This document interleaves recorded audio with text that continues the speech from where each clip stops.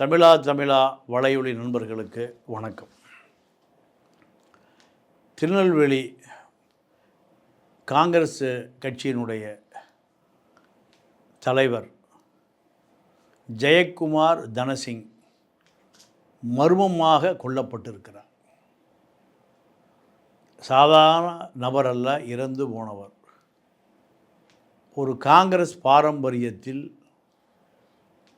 நீண்ட நெடிய வரலாறு உடைய காமராஜ் காலத்து ஸ்தாபன காங்கிரஸிலே வேட்பாளராக நின்றவருடைய மகன்.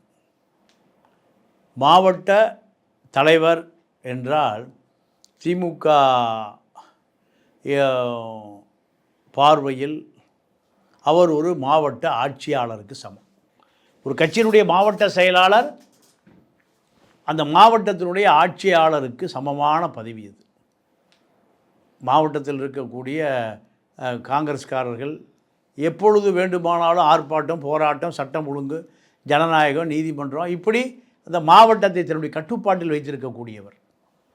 அவரே மர்மமாக கொல்லப்பட்டு இருக்கிறார். இப்படி கொல்லப்படுவதற்கு யார் காரணம்? அந்த ஊர் மக்கள் 2 பேரை கை காட்டுகிறார்கள். கள்ளிக்குளம் ஆனந்தராஜ் பம்பாயிலிருந்து பல வழக்குகளோடு திருநெல்வேலிக்கு வந்தவர். முன்னாள் இராணுவ வீரர், ஆகாய விமானப்படை வீரர் ரூபி மனோகரன். இன்ற ரூபி பில்டர்ஸ் பல ஆயிரம் கோடிகளை முதலீடாக கொண்ட ஒரு பெரிய கட்டுமான நிறுவனம். 10 ஆண்டுகளில் மிகப்பெரிய பிரம்மாண்ட வளர்ச்சி. மாநில காங்கிரஸ் கட்சியினுடைய பொருளாளர், நாங்குநேரி சட்டமன்ற உறுப்பினர், காஞ்சி மாவட்ட காங்கிரஸ் கமிட்டி தலைவர். இவர் ஏறக்குறைய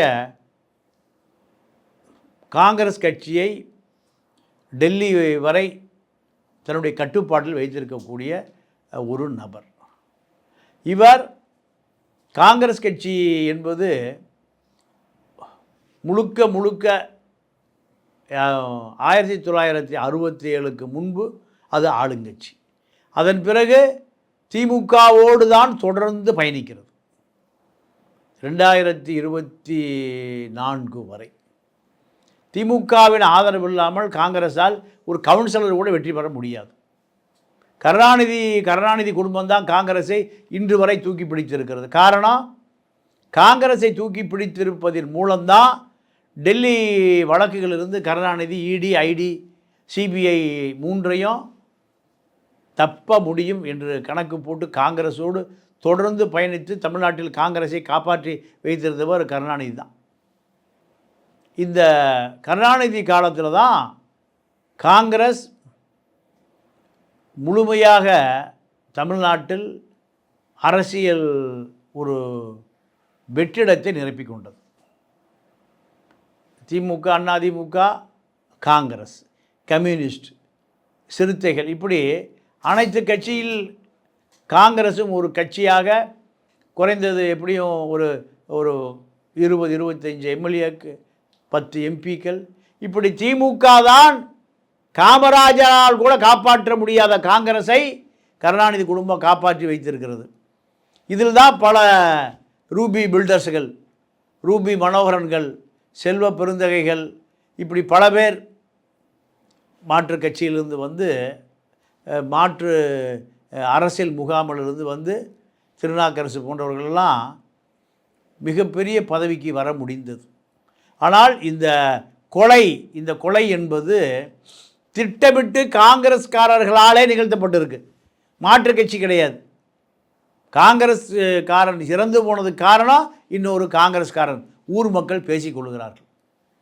ரூபி மனோகரனுடைய வளர்ச்சி மிகப்பெரிய வளர்ச்சி. ரூபி மனோகரன் மாவட்ட தலைவர் ஜெயக்குமாரை மாற்ற சொல்லுகிறார்.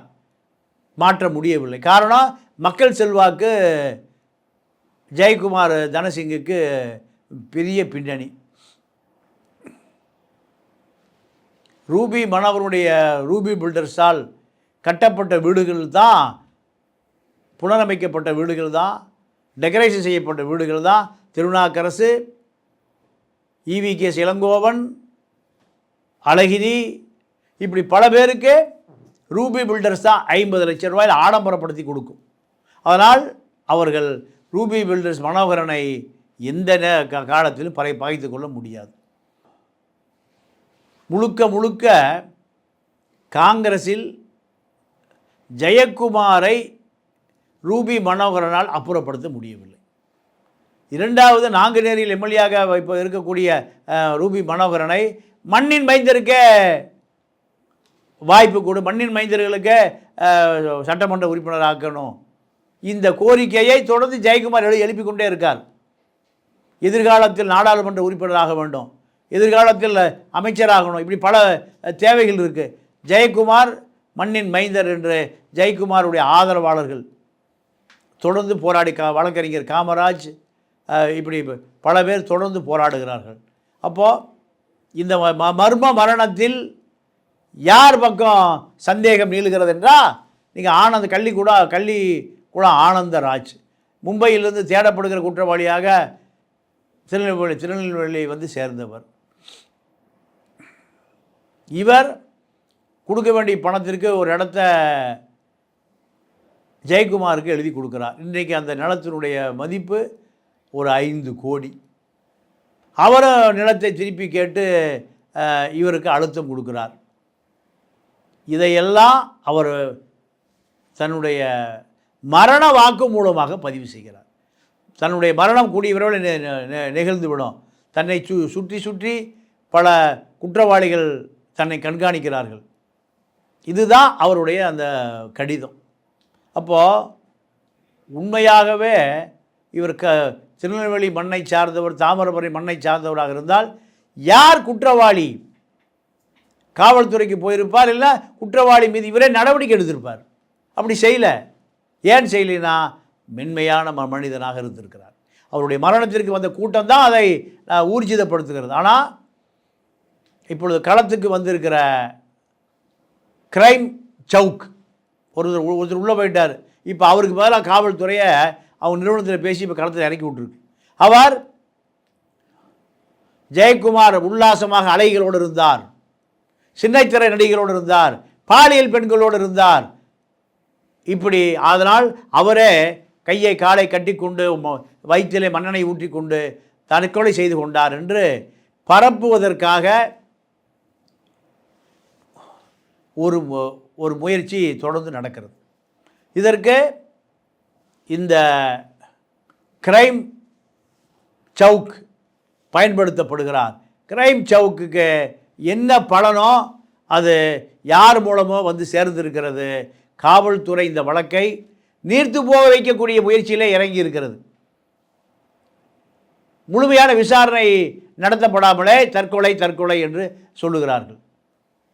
தற்கொலைக்கு காரணம் இவ்வளவு கொடூரமாக தன்னை தற்கொலை செய்யக்கூடிய அளவுக்கு கடுமையான மனநிலை பாதிக்கப்பட்டவர் அல்ல ஜெயக்குமார். எதிரே முன்னாள் இராணுவ வீரன், அதே போல் பழைய குற்றவாளி கள்ளிக்குளம் ஆனந்தராஜ், இவர்கள் தான் 2 பேர் தான் குற்றவாளி. இந்த 2 குற்றவாளிகளாக இந்த 2 குற்றவாளிகளையும் ஜெயக்குமார் தன்னை அச்சுறுத்துகிற, தன்னை கண்காணிக்கிற இவர்கள் யார் என்று அவர் சொல்ல தவறிவிட்டார். ஆனால் 2 பேர் மூலம்தான் அவருக்கு அச்சுறுத்தல் இருக்குது. 2 பேர் தான் இவர்களுக்கு பல கோடி கொடுக்கல் வாங்கல். எம்எல்ஏ உடைய நிதி 5 வருஷம் 10 கோடி ரூபா. இந்த 10 கோடி ரூபாய் நிதியை பிடபிள்யூ கான்ட்ராக்டை தனக்கு கொடுக்க சொல்லி பணம் கொடுத்துருக்கார். அது திருப்பி கொடுக்கப்படவில்லை. இந்த தேர்தலில் ஒரு 10 லட்ச ரூபா 5 லட்சம் செலவு பண்ணியிருக்கார், அதை அவருக்கு கொடுக்கப்படவில்லை. இப்படி தொடர்ந்து செலவு வைக்கப்பட்டு பல காலம் அவர் ஏமாற்றப்பட்டிருக்கிறார். இப்படி ஏமாற்றப்பட்டதனுடைய விளைவு எதிர்கால அரசியல் தன்னுடைய கட்டுப்பாட்டுகள் வர வேண்டும் என்று ரூபி மனோகரன் விரும்புகிறார். ரூபி மனோகரன் விரும்புகிற பொழுது ஜெயக்குமார் கட்டுப்பட மறுக்கிறார். ஜெயக்குமாரை மாற்ற வேண்டும் என்று ஒரு 5-10 பஸ்ஸில் திருநெல்வேலியிலிருந்து ரூபி மனோகரனுடைய ஆட்கள் சென்னை வருகிறார்கள். சென்னை வந்து ஆர்ப்பாட்டம், போராட்டம், உண்ணாவிரதம், சாலை மறியல் இப்படியெல்லாம் செய்கிற பொழுது அவர்கள் அளவுக்கு மீறி இங்கே இருக்கக்கூடிய சத்தியமூர்த்தி பவன் சேதப்படுத்துகிறார்கள். இங்கே சத்தியமூர்த்தி பவன் இருக்கக்கூடியவர்கள் அவர்களை நைய புடைத்து ரூபி மனோகர் ஆட்களை திருப்பி அனுப்புகிறார்கள். இது கட்சி நடவடிக்கை எடுக்கப்படுகிறது. அதிலிருந்து ஒரு விசாரணை குழுவை நியமிக்கிறார்கள். ராமசாமி முன்னாள் சட்டமன்ற எதிர்க்கட்சி தலைவர் ராமசாமி தலைமையில் ஒரு குழு போடப்படுகிறது. ஆனால் அதெல்லாம் ரூபி மனோகரனுடைய செல்வாக்கால் அதெல்லாம் சிதறடிக்கப்படுகிறது. 10 வருடத்தில் அரசியலுக்கு வந்த ரூபி மனோகரனுடைய கட்டுப்பாட்டில் தமிழ்நாடு காங்கிரஸ் கமிட்டியினுடைய மாநில பொருளாளர் பதவி கொடுக்கப்படுகிறது. 25 ஆண்டு கால கனவு வசந்துக்கு, டிவி வசந்துக்கு 25 ஆண்டு கால கனவு. அவருக்கு அகமது பட்டேலை தெரியும், குலாம் நபி ஆசாத்தை தெரியும், ராஜீவ் காந்தியை தெரியும், சோனியா காந்தியை தெரியும், எல்லா காந்தியும் தெரியும். ஆனால் அவரால் செய்ய முடியவில்லை. ஆனால் 10 வருடத்திற்குள்ள அரசியலுக்கு வந்த ரூபி மனோகரனுடைய கட்டுப்பாட்டில் சத்தியமூர்த்தி பவன், காமராஜ் அரங்கம் அத்தனை அவர் கட்டுப்பாட்டுக்கு வந்திருக்கு. அப்போது காங்கிரஸில் எப்படி காந்தி பணத்தை கொடுத்து எப்படி காங்கிரஸை விலைக்கு வாங்க முடியும், காங்கிரஸ் தலைவர்கள் விலைக்கு வாங்க முடியும், சென்னையில் வாங்க முடியும், டெல்லியில் வாங்க முடியும் என்பதை மிக தெளிவாக தெரிந்து கொண்ட ரூபி மனோகரனை நோக்கித்தான் அத்தனை பேரும் கை காட்டுகிறார்கள் ஜெயக்குமார் தனசிங்குடைய கொலையை. ஆனால் இதை தாங்கி பிடிக்கிற ஒரு தவறான வேலையை இந்த கிரைம் பத்திரிகையாளர் செய்கிறார். இவரை அடையாளம் கண்டு கொள்ள வேண்டும். சவுக்கு எங்கு அடையாளம் காணப்பட்டார்னா ஸ்ரீமதி வழக்கில் தான் அடையாளம் காணப்பட்டார். கொலையா தற்கொலையாகும்போது இல்லை, அது தற்கொலை என்று மூடி மறைத்தார்கள். மக்கள் கொலை என்று பல ஆயிரக்கணக்கான பேர் அந்த ரவிக்குமாருடைய கல்வி நிறுவனத்தை தரைமட்டம் ஆக்கினார்கள். இதே போன்று தான் அன்று ஸ்ரீமதி வழக்கிலே சவுக்கு செய்த வேலையை இன்று அந்த கிரைம் நிருபர் செய்கிறார். இது கொலை, பாலியல் ரீதியாக கொலை, சின்னத்திரை நடிகளோடு உல்லாசம், பெரிய திரை நடிகளோடு உல்லாசம். இவர் கிரைம் பத்திரிகையாளர். இவரே இது ஏற்பாடு செய்து கொடுத்து இந்த உல்லாசத்தை படம் பிடித்ததை போன்று அழுத்தி சொல்லுகிறார். ஆக இவரையும் விசாரிக்கப்பட வேண்டும். காவல்துறைக்கும் இங்கே ரவுடிகளுக்குமான மீடியேட்டர் இந்த கிரைம் நிருபர். அதனால் பொதுமக்கள், காங்கிரஸ்காரர்கள், ஊடகவியலாளர்கள் இவரை அடையாளம் கொண்டு அடையாளம் காண வேண்டும் என்பதுதான் நம்முடைய வேண்டுகோள். நன்றி, வணக்கம்.